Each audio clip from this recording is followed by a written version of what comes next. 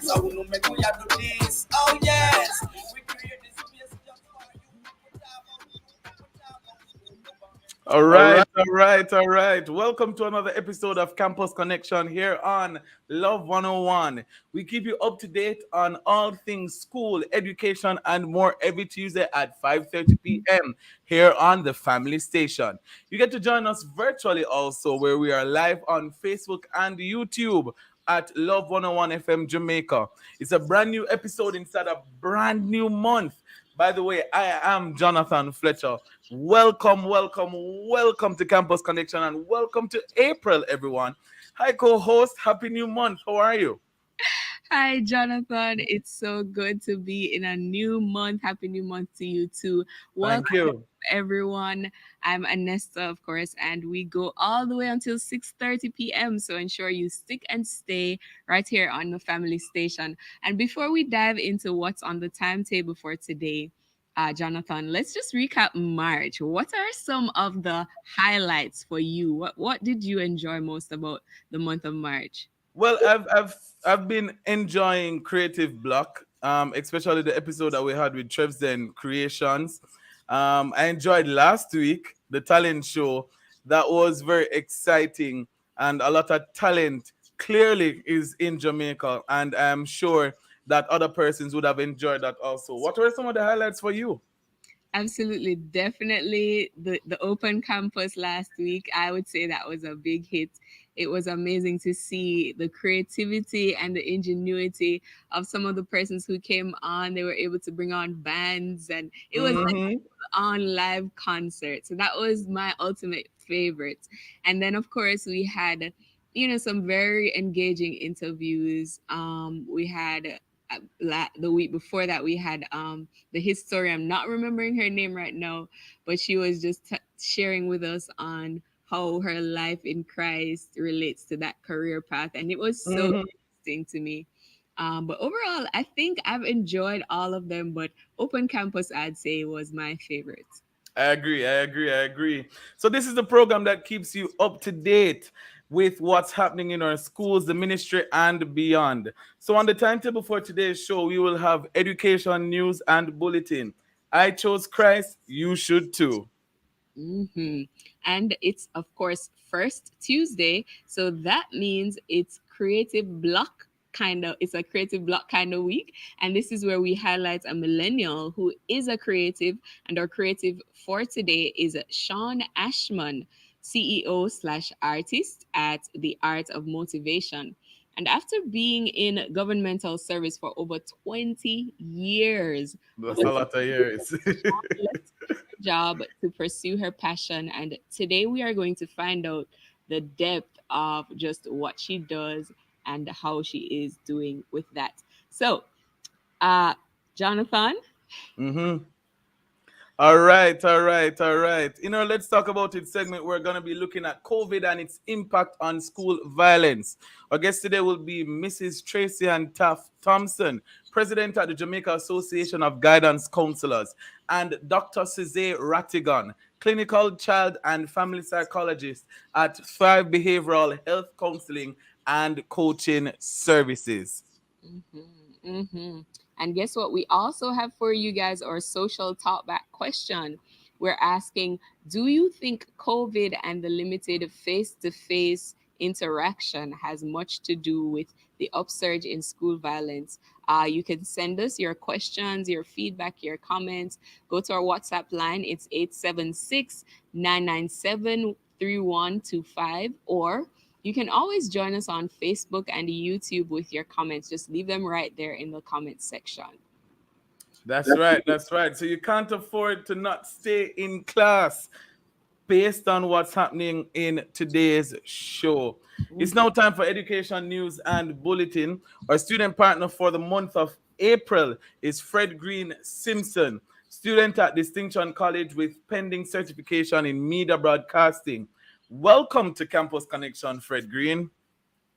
Thank you. Good afternoon. Amazing. It's good to have you here with us. You may go right ahead and share the news for today. Hi, good day, and welcome to Education News April 2022 here inside Campus Connection. I am Frederick Simpson. The Ministry of Education and Youth is looking to fast-track implementation of a school-wide positive behavior intervention and support initiative. This comes in response to incidents of violent conflict among students, particularly at the high schools where at least four institutions have reported such occurrences, one fatal since the start of 2022. Portfolio Minister Honorable Favor Williams has said that the ministry will be working with the United Nations Children's Fund, UNICEF, to determine the extent to which the initiative can be expanded. While speaking at the minister's semi-virtual conference on Friday, March 25, she provided that the initiative is tailored to create and sustain safe schools by fostering a disciplined and structured environment to deal with challenges such as student violence. It targets issues like truancy and behavior modification among adolescents through a data-driven approach and developing pro-social skills. The minister noted that the exercise had been stalled at the onset of the coronavirus COVID-19 pandemic when schools were forced to close. However, will be reactivated and will be moving from being just a pilot phase. Guidance counselors at high schools say they are currently being overworked and have been trying to find solutions for emotional disturbance, rising levels of antisocial behavior, and violence coming from students. The issue was raised by Tracy and Taft Thompson, president of the Jamaica Association of Guidance Counselors in Education, who told the Jamaica Observer on Thursday that many children were exposed to sexual and emotional abuse while at home throughout the novel coronavirus pandemic and consequently since the resumption of face-to-face classes. The students have been exhibiting negative and violent behaviors. She added that based on reports from her guidance counselors, more boys have been seeking counseling and have been breaking down emotionally and crying during these sessions. She indicated that the counselors may be overworked, but they know that the school is a safe space for the children and have been encouraging extracurricular activities as much as possible and getting, especially the high schools, involved in social groups. The Jamaica Constabulary Force is advising patrons who will be attending the Inter-Secondary School Sports Association Boys and Girls Championship that no firearms, knives, ice sticks, machetes, etc. will be allowed during the event. The most anticipated sporting event is being held at the National Stadium and kicks off actions today, April 5th. The JCS is warning citizens that absolutely no weapons will be allowed inside the venue. They also added that no smoking will be tolerated and persons found in breach will be asked to leave the stadium. With food insecurity a growing concern for many university and college students, JP Tropical Foods has partnered with the GK Foundation's Campus Connect Food Bank to tackle core nutrition and the disruption of food intake due to a lack of financial and other economic resources. If left unchecked, the alarming long-term effects such as poor mental and physical health will impact students' academic performance. To combat this, JP Tropical Foods has committed over 3,500 pounds of its nutrient-filled JP pineapples and bananas to the feeding program for the remainder of 2022. Each month, students enroll to financial aid programs from the University of the Technology, UTEC, the University of the West Indies, UWI, and the Edmund Manley College of the Visual and Performing Arts will receive boxes of the nutritious, locally grown produce through the food bank. And that's all the news we have for you today here inside of Education News. Be sure to tune in next week for more news updates. I am Frederick Simpson. Thank you so much. Thank you so much. Thank you, Fredrine. That was education Most welcome. brought to to you by our student partner for April, Fredrine Simpson. She's a student at the Distinction College and she's pending a certification in media broadcasting. So it's now time for our feature, I Chose Christ and You Should Too. Listen in and be blessed. My name is Jordan Campbell, President of the Monroe College ISCF Club.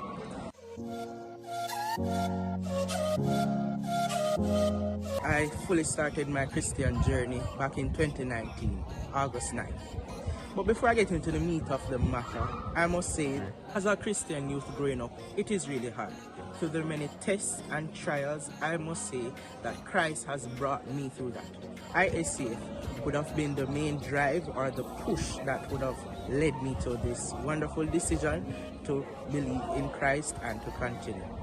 Back in 2016, when I first came to Monroe College, I wasn't really serious about Christ. Being a student or a child that has grown in a Christian household, I used to see Christ somewhat of a formality.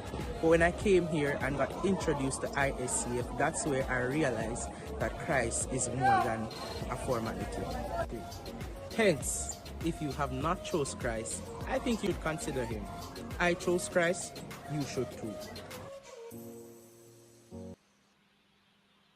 Amazing. Absolutely amazing. Right.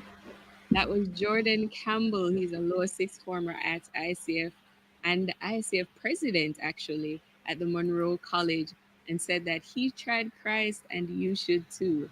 That was amazing. An amazing testimony, Jonathan, of That's right. That's right. That's right. And it's not very easy being a Christian as a young person, even to be a Christian as a young man. So hats off to you, Jordan, and the work that you're doing over there at Monroe College. yeah. So the next question that we'd want to ask now, have you ever seen a piece of art and thought to yourself, I could do that? Well, maybe you have the skills, but what about the vision and the creativity?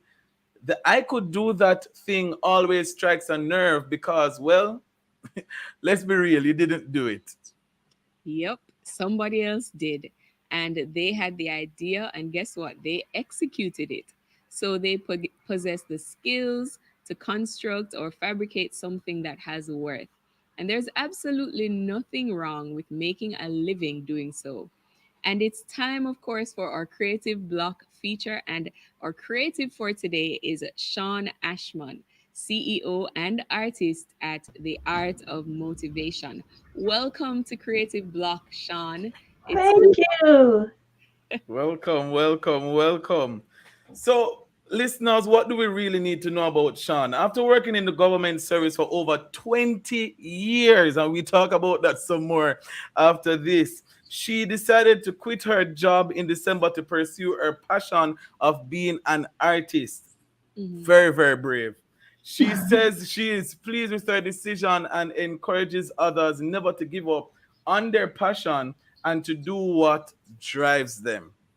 Wow. So, who then is Sean? She is a fine artist that paints on canvas using acrylic paints. She's also an upcycle artist where she uses recycled items to create art. She is also a podcaster and an author of the book Life on Canvas.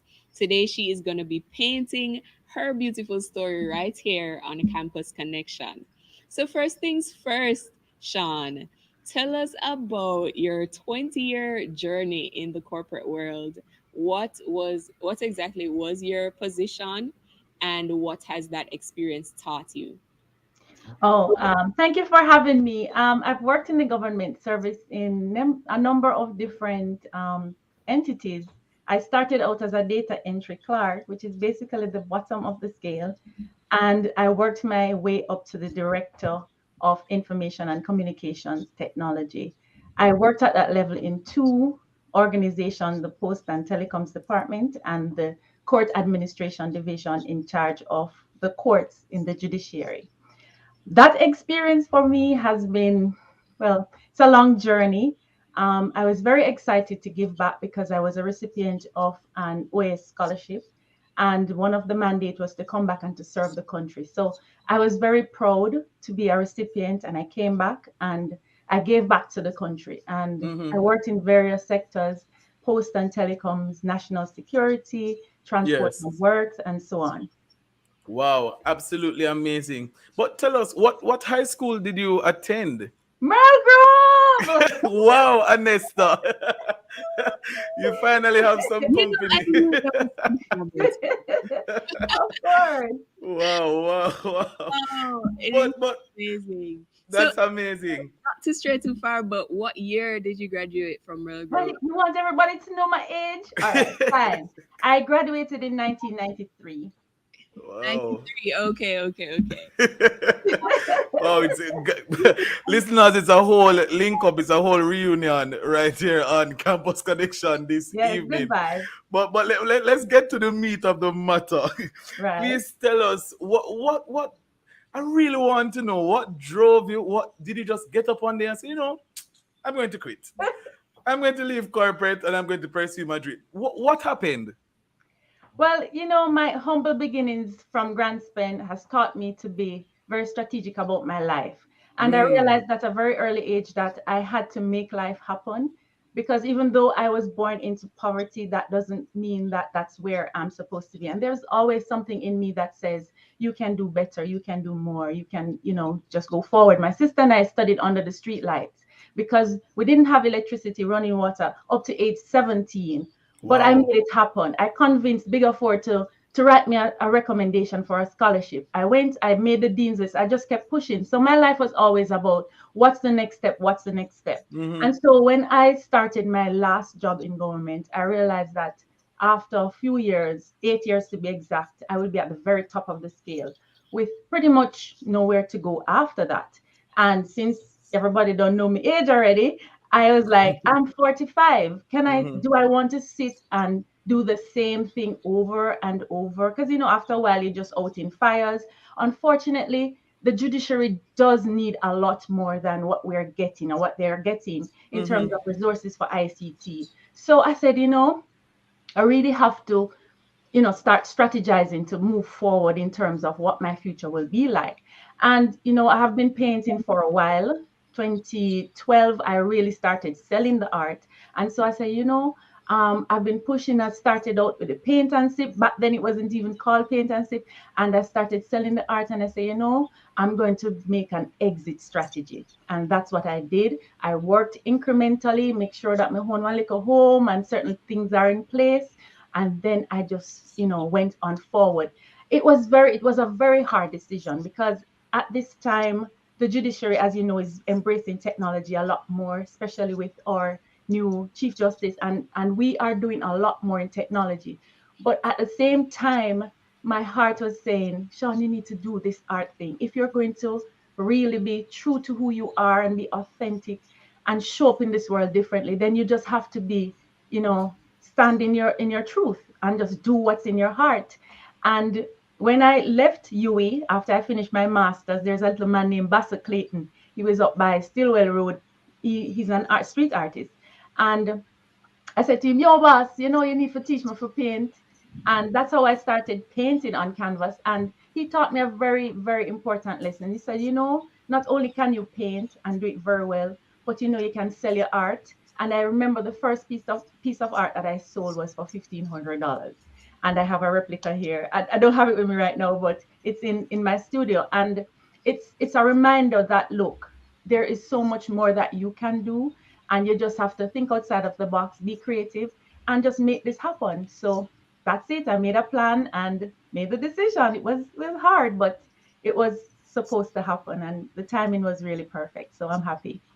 Wow. And interesting because as I'm listening to you and I'm looking at you, I can see that you are very much into art down to your very outfit. Is Yeah. I absolutely love Thank it. you. Can you tell us about your book, Life on Canvas? Tell us about your book. What parts of the journey did you get the inspiration, and just what is the book really about? Well, the book is kind of I don't want to say autobiography, but I felt the need to write a book. And I think it was more for me than the readers, because it helped me to go back to understand a lot of things about myself. I was a little bit different in terms of how I approach life and how I approach school. I was always playing dolly O's. I used to love fashion, so I used to have dollies, paper dollies, real dollies. We used to just play all the time. And I used to play school when I got home from school. You know them belt and the acketry and said, tapping nice in the classroom and then make up so nice. And really that's how I learned. And then of course there was no diagnosis or anything. But I was really kinesthetic learner, which means I learned from hearing, touching, feeling, doing all of these things at once. And so playing school for me was me reinforcing what I learned in school. So after playing school and going back through everything that I learned that day, and of course I wasn't a big reader, but by the time I reached school the next day, I know the stuff. So my sister always says to me, Sean, if you grew up in another family and you had all the right things in place, you'd be like a doctor or so, because you're so Yeah. smart. Because I never used to study. I used to play all Mm. the time, dandy shandy and all those kind of things. But yeah, Wow.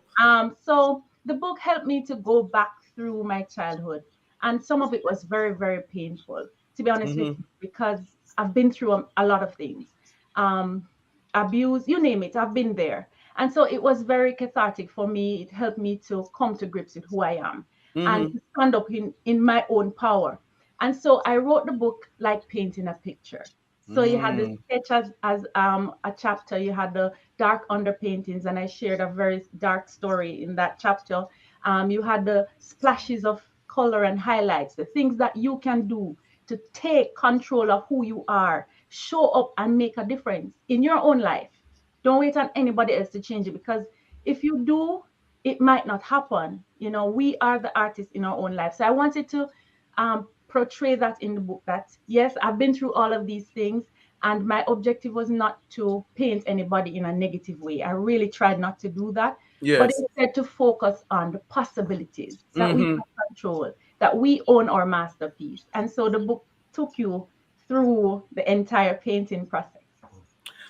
Wow. And I'm sure persons are listening right now and they say, wow, what an amazing story.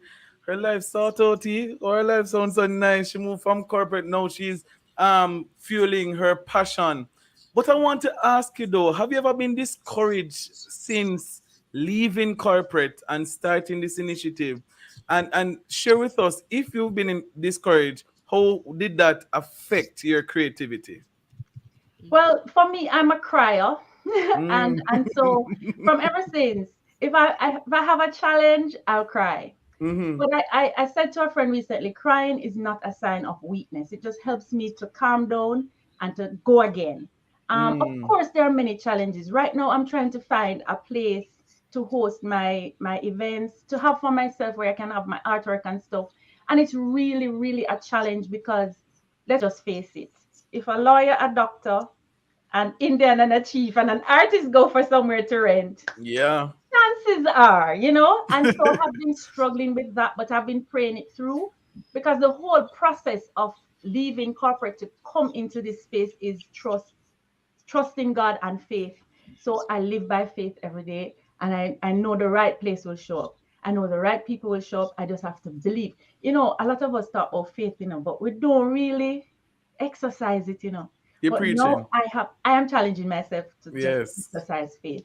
And so yes, there are challenges, but whilst there are challenges outside of my control, I give myself my own challenges. And so, for example, in my art, I develop an art challenge, and that's for me, for my growth and development. So far this year, I have been recycling. As you have I said earlier, Hmm. Jonathan, I recycle items and make them into art. And so Hmm. that is my challenge. So whenever I hit a roadblock after crying and journaling, I go create something. Yeah. Season cycle, pray it through, and I know that answer will come. Since then, I have come up with a lot of new ideas, new possibilities for hosting my gallery, which I can't share just yet, but I know God is going to work it out for me. There's no doubt in my mind. So when you have a challenge, whether it's a fitness challenge, an art challenge, when you're pushing yourself internally, right? You can take your yourself away from the external challenges then. and just zone in and focus on something that will build you. And then out of it, lots of things will come. So that's how I deal with challenges. But of course, my ball, yes, and I'm not gonna give up. So that's not even an option. So that's just how I deal with it. Wow, awesome. And finally, for you, Sean, how can persons contact you? You know, they've heard so much of your story. So tell us really quickly how we can get in touch with you, your social media, whatever you have out there that people can reach you.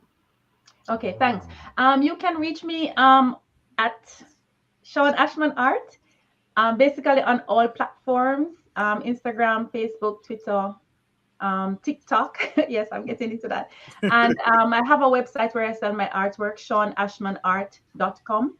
And for my workshops, which I do, motivational workshops that ties in art with the corporate, you can go to at the Art of Motivation Inc. That's the Art of Motivation Inc. Or you can call me at 876-410-5136. All right. Thank you. Thank you so much. Thanks a million, Sean. Thank you so much for having me. I Don't give up, appreciate guys. it. Thank you All right, all the best for the Thanks. future. Thank you so much. all That, right. of course, was Sean Ashman. Powerful woman, powerful creative, doing amazing things in art. A Merle Grove past student. Okay. Thank you for that, Fred. All right, no problem, no problem. And that, of course, was Creative Block. And right about now, we have our Let's Talk About It segment. It's a Mhm. segment where we're going to be looking at the impact of COVID-19 on school violence. And of course, before we head to our break, we have our social media top five question for you guys. Do you think COVID and the limited face-to-face interaction, has much to do with the upsurge of school violence? So, do you think COVID and limited face-to-face interaction has to do with the upsurge in school violence? And you can send your feedback via our WhatsApp line at 876-997-3125 or right on Facebook and YouTube at Love 101 FM Jamaica as we are live right now. Just comment your feedback concerning that. Stay with us, guys. This is Campus Connection. We'll be back in a few. Campus connection, get another one.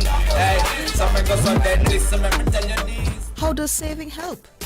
Saving helps in avoiding debt, reducing financial stress, leaving a financial legacy, and providing you with a greater sense of financial freedom. It will undoubtedly help in cases of rainy days and boost your overall financial health. This financial literacy tip was brought to you by Bank of Jamaica, building an inclusive economy. We all want to go higher. BPM Financial is the way to go higher.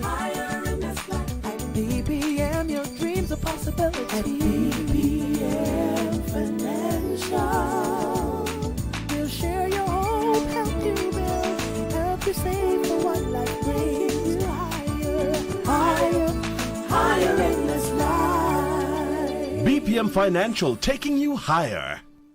Sit and pass your CXC Cape City and Girls Math and English exams in only 6 to 12 months at Distinction College. Start online and face-to-face classes in May and sit exams in January or May, June of next year. In math, English, chemistry, biology, IT, start international course in practical, geriatric and pediatric nursing, phlebotomy, plumbing, early childhood education and more. Register this week and win yourself a course or subjects for free. Visit us in Kingston, Spanish Town, Ocherius and St. Elizabeth. Call us at 356-4167. Grace Mackerel, you're my number one. Like love you, yeah. Time by Grace Mackerel is. Okay, where are the campus heights? Students are strap up in a price.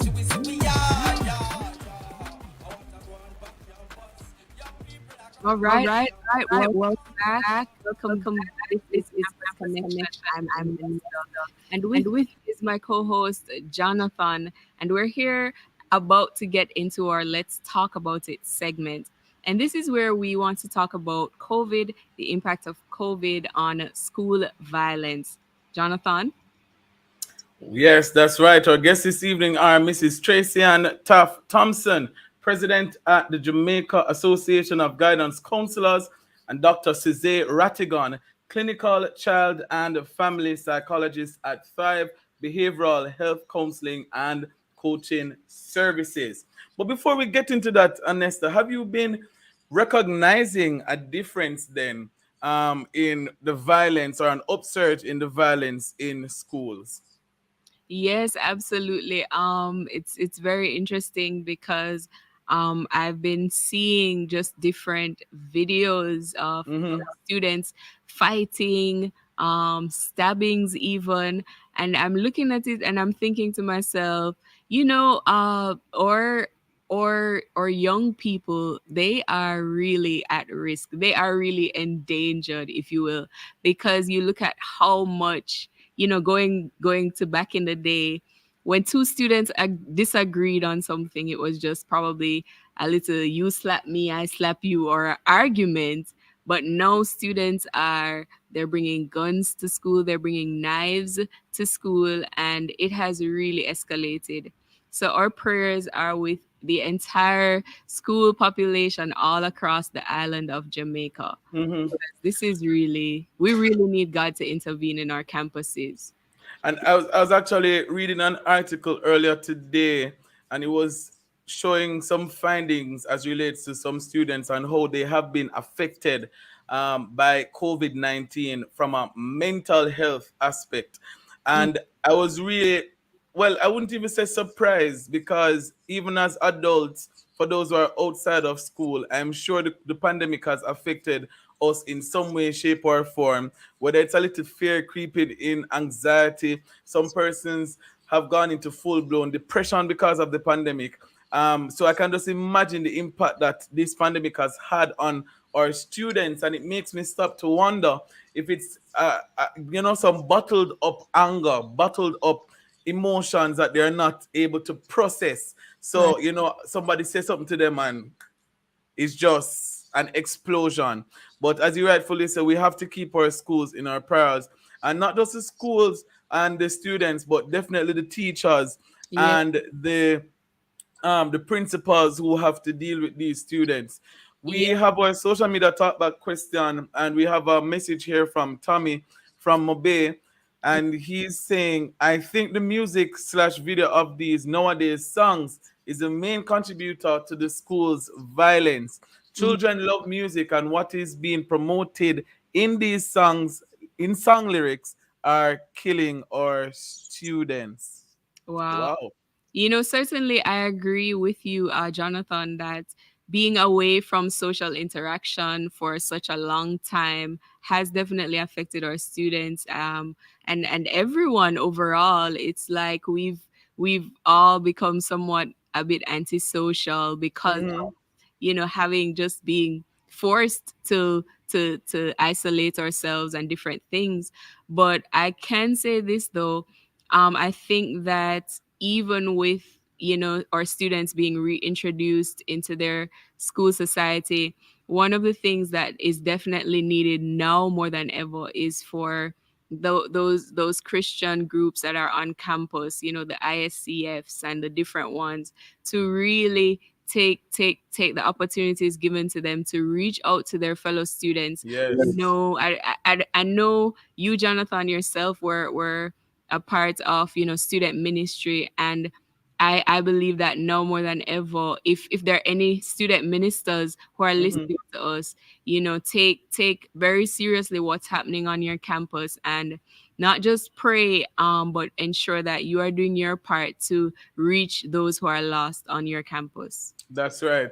And I'm hearing now that we have 2 voice notes from the studio. We can go ahead and take one.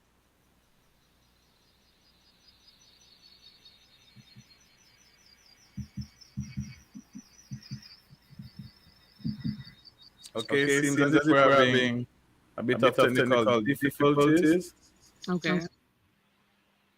Just waiting to hear the voice notes.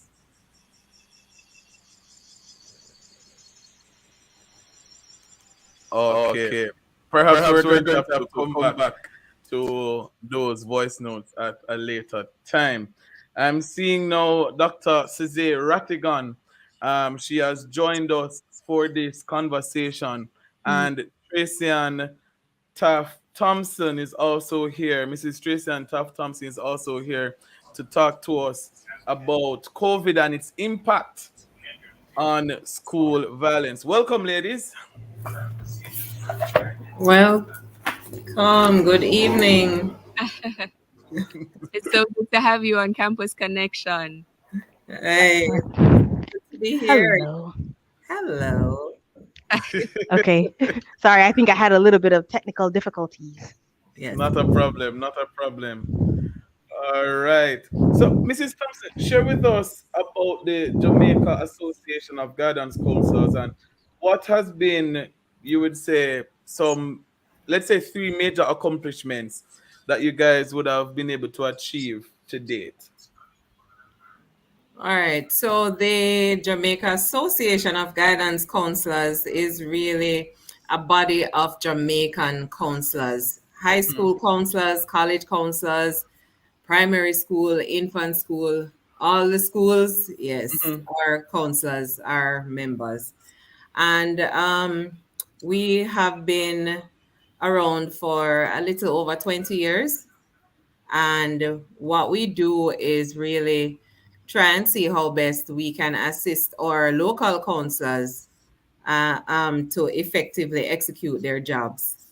The job can be stressful, to say the least, and it can be overwhelming. And not everyone will understand unless you have that background to say you can relate to some of the issues that the counselors are facing. To date, we have every year we have special projects that go on. We have had healing camps. We have had outreach programs that have been done by past presidents. We have been training our peer counseling body within the schools. So we are encouraging peer mentorship. And so we have had that. We have had training for our guidance counselors in some of the areas that they feel that they need, to tighten up the skills and get current.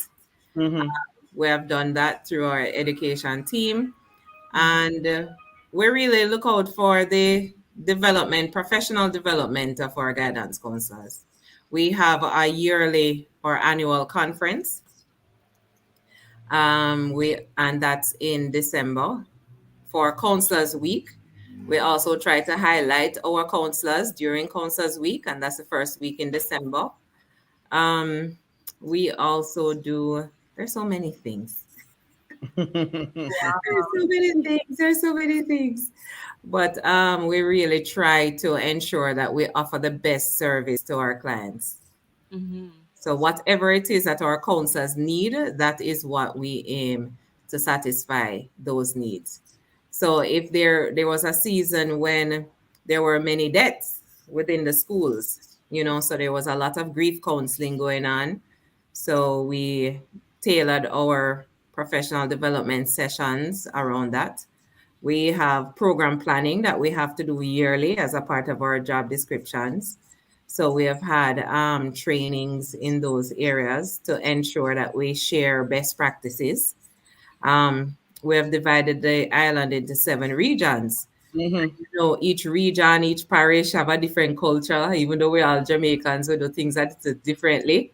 So through the conferences that we have, half-yearly conference, which is normally in June, and our annual general conference in December, we try to create a network.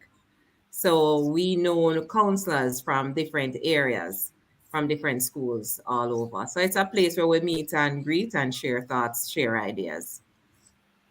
Wow, that's awesome. And certainly we do appreciate all that your organization does for guidance counselors across the island. And now over to Dr. Rattigan. Can you tell us about the behavioral health? What's that all about?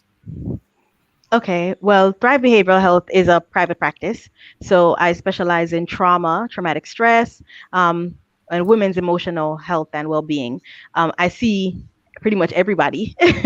I work with children and their families, and my idea when I explain to them what I do is that I help them to work through whatever challenges they're experiencing so that they can be happier, Mm. right? Powerful work that is happening. But I want to zoom in now on the issue that we are having, not just within the schools, but the world at large. So, Mrs. Thompson, this one is for you. Can you share with us if you believe that Jamaicans are more aware of the issues surrounding mental health since the pandemic? Well, I would say that Jamaicans are definitely more aware. Mm-hmm. They are, I believe that culturally we have ignored and even seen it as a taboo to think about yourself, your mental health, and how critical it is to your existence as a Mm-hmm. person. Even our spirituality, we claim to be a Christian country, and yet we're so superstitious. Um, Mm. so, getting in touch with yourself, a lot of Jamaicans are fine, and probably not just Jamaicans, but people on a whole, they're afraid of themselves. They don't even know themselves. Mm. And so, for somebody to really cause you to look at yourself, that is in itself a scary place to be. We look at our family structures. That structure does not encourage um, getting to know that side of you. And if somebody knows that, if I tell you that I'm not feeling like myself today, or I don't feel so good Mm-hmm. mentally, first thing you say, I get mad. You start to look down on me. If Mm-hmm. I tell you that I go to a counselor, you start look down on me, say, "Well, you're not a friend. You can't talk to your granny." Or, something to make it appear as if you're crazy, if in your mind you want to get your thoughts, your ideas centralized and at a place where you're comfortable. And sometimes our own society creates the confusion in our minds, so mental health has been a focal point since the pandemic, and I will whisper it to say I'm happy that it has come to the forefront because we have to be aware we don't only take care of our bodies but our minds as well. When you go to school, your teachers tell you and your pastors tell you be careful what you read, be careful what you listen to. But to what degree, now you are seeing the definite results of that, you know, because a lot of children now are spending the time reading and watching. What are Yeah. they watching and how is that having an impact on them? So, you know, Wow. the pandemic really has opened the door for mental health practitioners. And I'm so happy that now persons are open to the concept of counseling and of getting therapy for some of Yeah. the issues that they have and have buried. Mm-hmm. Yes. So let me pose this question to both of you. What would you say is the impact that COVID has had on our students? We'll probably start with Dr. Rattigan, and then we'll come back to Mrs. Thompson. Sure. Okay. What is the impact? I'd say a good question. But I kind of want to position it first, just COVID as a whole, in terms of a trauma lens, right? So this pandemic, I think we talk about it a lot, but we don't really understand what it really means.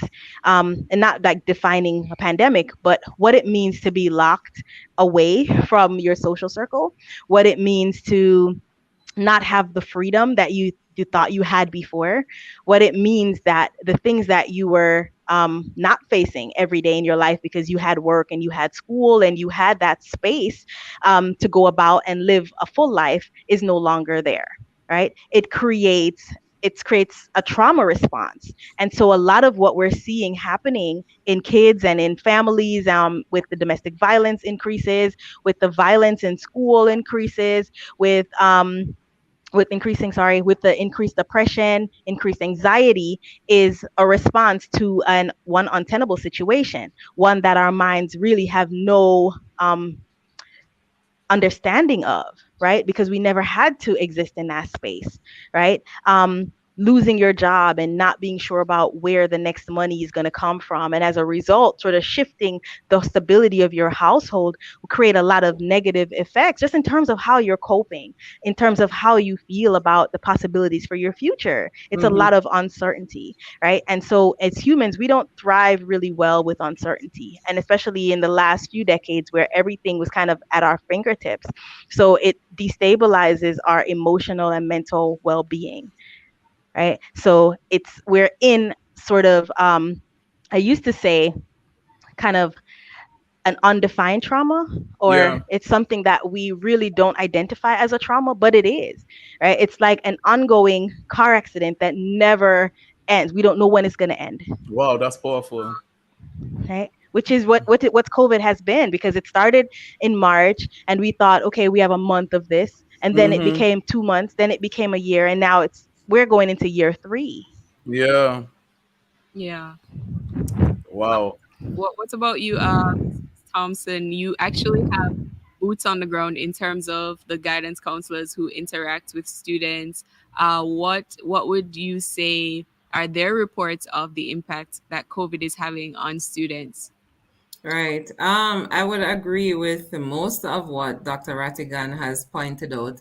It's really a trauma response. And persons don't view, because again, of the lack of knowledge of what mental health entails, they don't view the COVID experience as a trauma experience.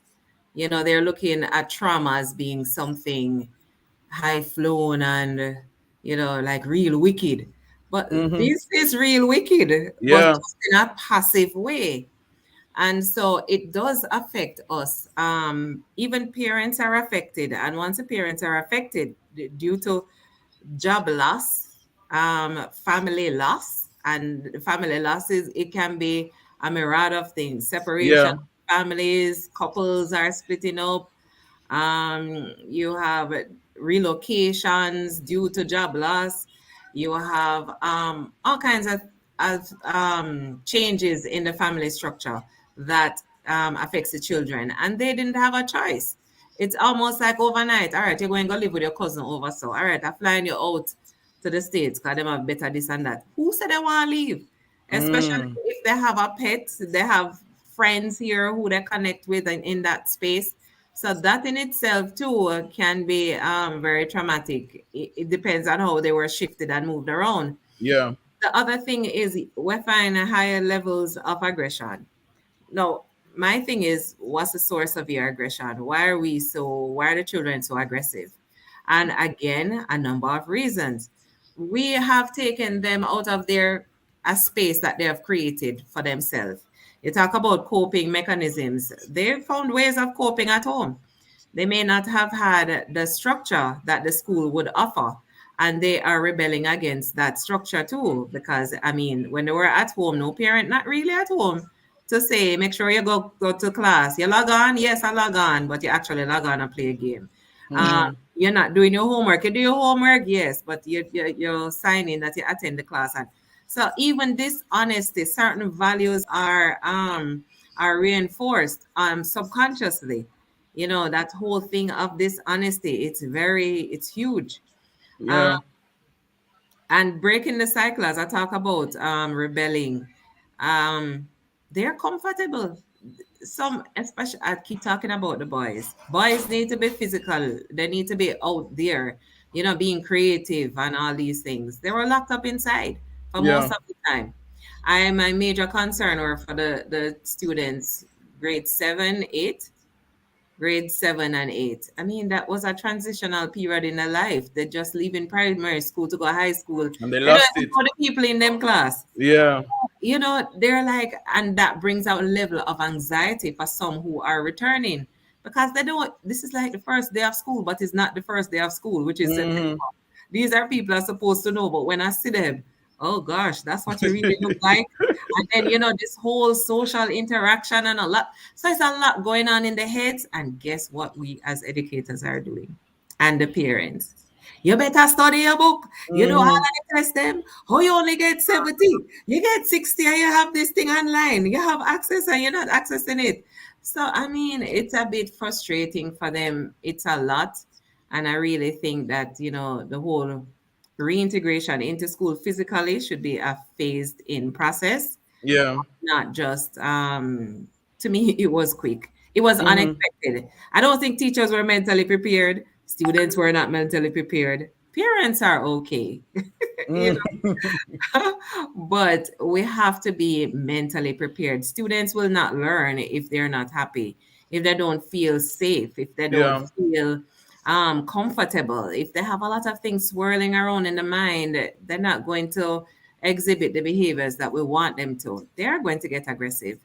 And Wow. especially they've been at home for 2.5 years, being at Mhm. home in their own space. So a Yeah. young man come and step into, remember that our school system doesn't allow them much personal space. So That's you right. put all of us in that personal space when you have been practicing distancing for 2.5 years. So you come up in my space, that's gonna be a problem. So Yeah, definitely. And there's a lot to unpack and some very important points raised just now. But my final question to you, Dr. Rattigan, based on where you sit, do you think that things can actually get worse within the schools? Yes, I do. I think I want to maybe add to what Mrs. Taffy Johnson said earlier. Thompson. Um, the Taft Johnson, Taft Thompson. Thompson. I'm sorry. And okay, now when children are in their homes, and particularly homes that do not display adequate coping skills for themselves, for parents who don't know how to deal with their own anger, who don't know how to deal with conflict when it arises, where would children actually learn those skills from?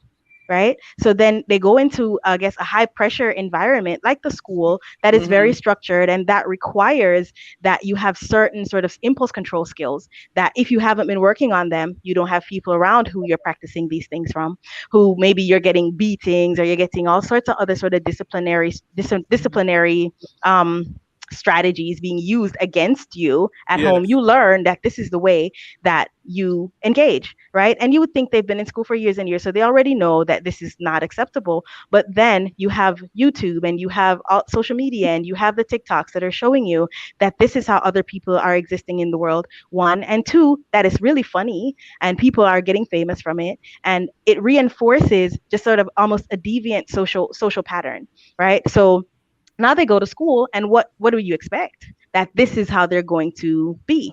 Now kids are actually scamming, they're now growing up really really quickly, the Yeah. adults are welcoming them into this space of making them money. Now they can help their poor mothers and fathers who can't, who are outside of a job, and they're the breadwinners now. We no Mhm. longer have a lot of little kids, we have a lot of adults in little kids bodies in a school-based environment. That's a recipe for disaster. And then we have adults who have also been going through a lot of what of their own things. Their marriages, their relationships are in jeopardy. Financially, it's been really tough for them. They've had to deal with their own experiences inside their homes, and now they have to manage these sort of mini adults in the Yeah. classroom, and they have to get a particular result from them. It's a pressure cooker, right? Mhm. And so then we have PEP, and we have all of these sort of streamlined tests that people have to perform and that are performance based for teachers. So it's a disaster waiting to happen. So do I think it can get worse? I think it is going to get worse. It is going to get Wow. worse. Wow, many adults going to school, attending classes on a daily basis. Ladies, wow. Yeah, Jonathan, we do have two voice notes that we want our guests to hear, because we want to hear what people are saying about our social media talkback question. Mhm. And I do want to ask them one final question in terms of what are the actual solutions to what we're facing now with our students, with violence in schools, and of course the impact of COVID. So let's go to those voice notes, and then back for the solutions. I am Cynthia from Rollington Town. Listen, man, they are telling lies and COVID. Those children were wicked from a long time before COVID come in. So since COVID come in now, then just say, a COVID make them do. COVID don't do nothing. You just have the dirty heart long time towards the children. Then. When COVID, before COVID come in, they have a people. So COVID come now and then went back to school now, then take out the wrath on the children them, where them did hate long time.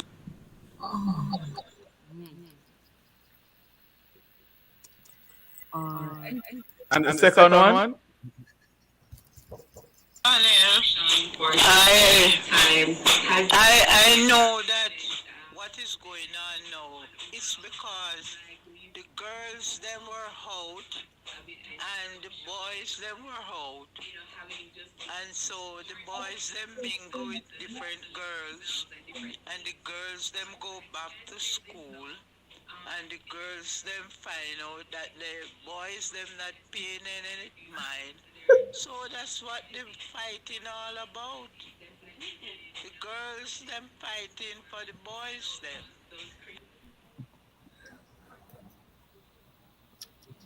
Wow. All I can say is wow. Yeah, thank you so much to those of you who have been sending in your comments, your feedback on our social media talkback question. And back to our guests, we just want to find out from you what are the solutions. We've spoken extensively about, just the problem and the context of the problem. So what now is the real solution to these issues?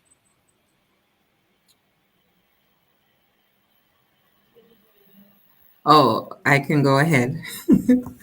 All right. So I have two suggestions that would aid, because I do agree that it can get really worse. I am choosing to be optimistic, to say we're being honest as a nation about the impact and the causes and the sources of these behaviors by our students. So because we're being honest about it, we can address it. And I'm going to lean to be hopeful that way. So my first suggestion is that the Ministry of Education needs to look into increasing the number of counselors that they have currently employed to the schools. We have a ratio of one counselor to approximately 600 students. That cannot work during a pandemic or after. We're in recovery mode. That is just not feasible.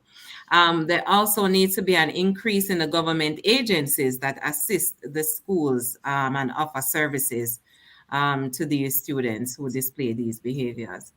Another suggestion I have is that we really have to promote emotional intelligence. We need to really be promoting it on every social media platform for parents, all adults alike, to learn it, be conscious of it. And you see, this is going to bring on the whole thing of knowing what mental health is and how we can maintain it. So learning about emotional intelligence will help us to monitor our own and be responsible for our own reactions and responses to some of the things that others will do to us and how we interpret them.